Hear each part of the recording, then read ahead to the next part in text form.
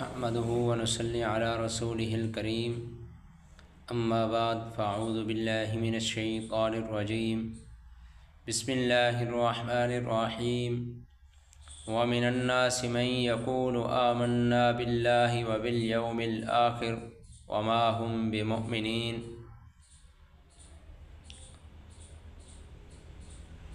صدق الله العظيم وصدق رسوله النبي الكريم۔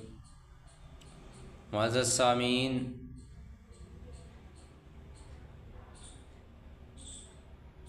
درس سورۃ البقرہ آیت نمبر 8۔ اس سے پہلے آپ نے سورۃ فاتحہ کے اندر اللہ رب العزت سے ہدایت کا سوال تھا، آپ نے پڑھا اور سنا، اہدنا الصراط المستقیم، اے اللہ ہمیں سیدھے راستے پر چلا۔ اللہ رب العزت نے وہ دعا قبول فرمائی۔ اس کے بعد سورۃ البقرہ کی ابتدائی آیات کے اندر اللہ رب العزت نے فرمایا کہ جس راستے کو آپ نے طلب کیا تھا، جس ہدایت کو آپ نے طلب کیا تھا، وہ ہدایت ہم نے اس قرآن مجید کی شکل میں آپ کو دے دی۔ ذالک الکتاب لا ریب فیہ ھدی للمتقین، کہ اس کتاب کے اندر کوئی شک و شبہ نہیں ہے، یہ ہدایت ہے پرہیزگاروں کے لیے۔ اب آگے اللہ رب العزت نے فرمایا کہ ہدایت کو قبول کرنے یا نہ کرنے والے کے بارے میں کہ 3 گروہ ہیں۔ ایک گروہ تو وہ تھا جنہوں نے زبان سے بھی اور دل سے بھی اس کو تسلیم کیا۔ پہلے ان لوگوں کا تذکرہ تھا اولئک هم المفلحون تک، پھر اس کے بعد دوسرا گروہ وہ تھا جو نہ زبان سے اقرار کرتا ہے نہ دل سے مانتا ہے۔ اللہ رب العزت نے اس کا بھی تذکرہ فرمایا 2 آیات کے اندر، ان الذین کفروا سواء علیہم سے لے کر ولہم عذاب عظیم تک۔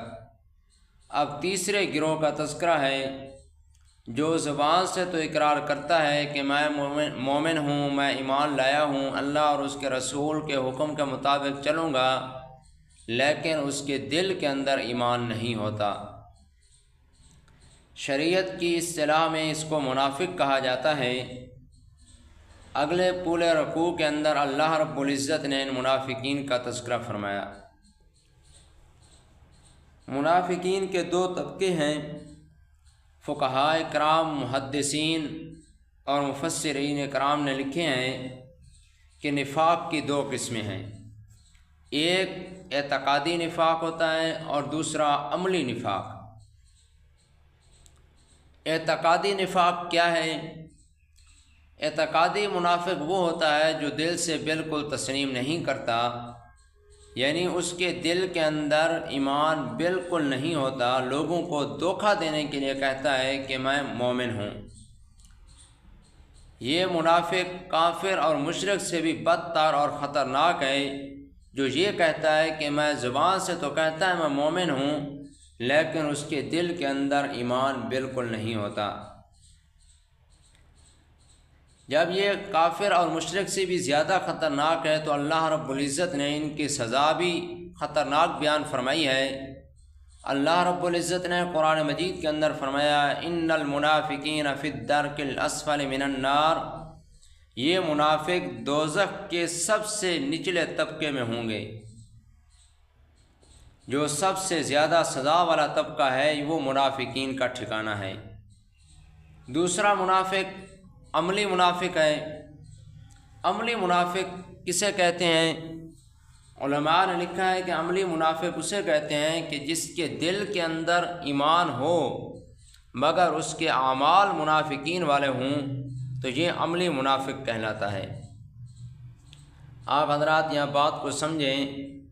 حضور علیہ الصلاۃ والسلام آقا کریم نامدار صلی اللہ علیہ وسلم نے منافقین کی 4 علامتیں بیان فرمائی ہیں کہ جس شخص میں ایک علامت ہوگی وہ 1 درجے کا منافق، جس میں 2 ہوں گی وہ 2 درجوں کا منافق، جس میں 3 ہوں گی وہ 3 درجوں کا منافق، اور جس کے اندر 4 ہوں گی کان منافقا خالصا، وہ خالص پکا منافق ہوگا۔ وہ 4 علامتیں کیا ہیں؟ آج ہم اپنے ذہن کو اور دل کو خالی کر کے ذرا سوچیں، اس کا تصور کریں، کہیں وہ 4 علامتیں یا ان میں سے کوئی ایک ہمارے اندر تو موجود نہیں ہے۔ منافقین کی نشانیاں نبی کریم صلی اللہ علیہ وسلم نے جو بیان فرمائی ہیں، سب سے پہلی نشانی اذا حدث کذب، جب بھی بات کرے گا تو جھوٹ بولے گا۔ یہ منافق کی پہلی علامت ہے۔ جھوٹ کسے کہتے ہیں؟ فرمایا کہ خلاف واقعہ کوئی بات کرنے کو جھوٹ کہتے ہیں، یعنی کہ جو واقعے کے اندر، حقیقت کے اندر معاملہ کچھ ہے لیکن یہ کچھ بیان کرتا ہے تو اس کو جھوٹ کہتے ہیں۔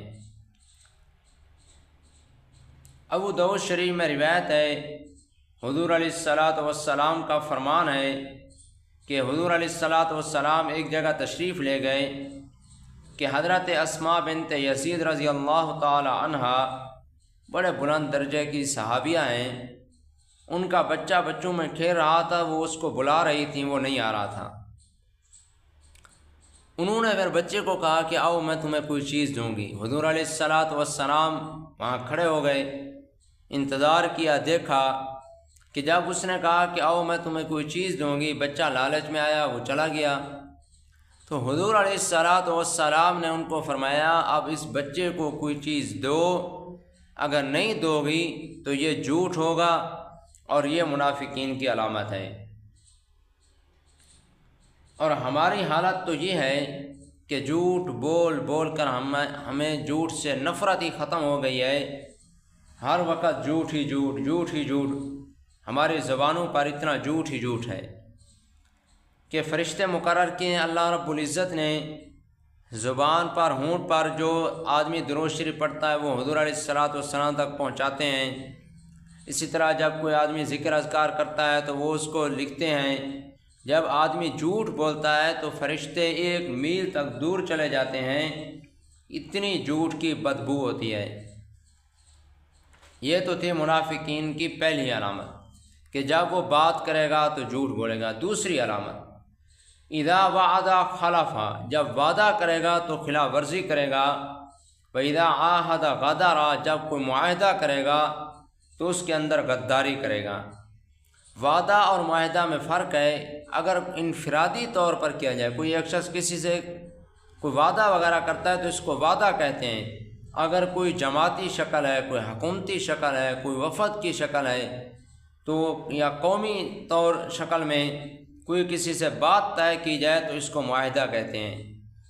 وعدہ اور معاہدے کی خلاف ورزی یہ بھی منافق کی علامت ہے، کیونکہ اللہ رب العزت نے قرآن مجید کے اندر فرمایا ان العہد کان مسئولا، وعدے کے بارے میں سوال ہوگا، لہذا کسی سے وعدہ کرو تو پہلے سوچو کہ میں اس کو پورا کر سکوں گا یا نہیں کر سکوں گا۔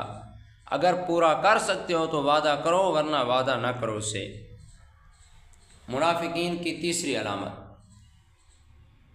اذا تؤمن خانہ، جب اس کے پاس امانت رکھی جائے گی تو اس کے اندر خیانت کرتا ہے۔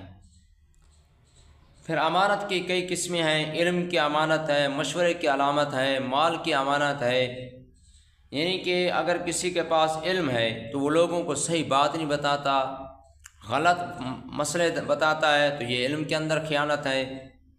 اگر کوئی مشورہ کے اندر ماہر ہے، اب بندہ اس سے مشورہ کرتا ہے تو وہ مشورہ صحیح نہیں دیتا، یہ اس نے خیانت کی ہے۔ اسی طرح کسی کے پاس کوئی بات امانت ہے کہ جب آدمی کسی سے کوئی بات کر رہا ہو اور وہ ادھر ادھر دیکھے، کوئی دیکھ تو نہیں رہا، کوئی سن تو نہیں رہا، سمجھ جاؤ کہ وہ یہ بات بطور امانت کے بتانا چاہتا ہے۔ اب اگر وہ آگے بندہ کسی اور کو بتایا تو یہ اس نے اس کی امانت کے اندر خیانت کی ہے۔ فقہائے کرام نے لکھا ہے کہ اگر کسی نے کسی کے پاس درہم یا دینار کی تھیلی وغیرہ رکھی امانت، اب اس کا جو دھاگا تھا وہ میلا ہو گیا تو اب یہ اس دھاگے کو بھی تبدیل نہیں کر سکتا، اگر کرے گا تو یہ امانت کے اندر خیانت کرے گا۔ منافق کی چوتھی نشانی اذا خاصم فجر، جب کسی سے جھگڑا کرتا ہے تو گالیاں دیتا ہے۔ یہ حضور علیہ الصلاۃ والسلام نے منافق کی 4 نشانیاں بیان فرمائی ہیں۔ اگر کسی کے اندر یہ 4 علامتیں پائی جاتی ہیں تو وہ پکا منافق ہیں۔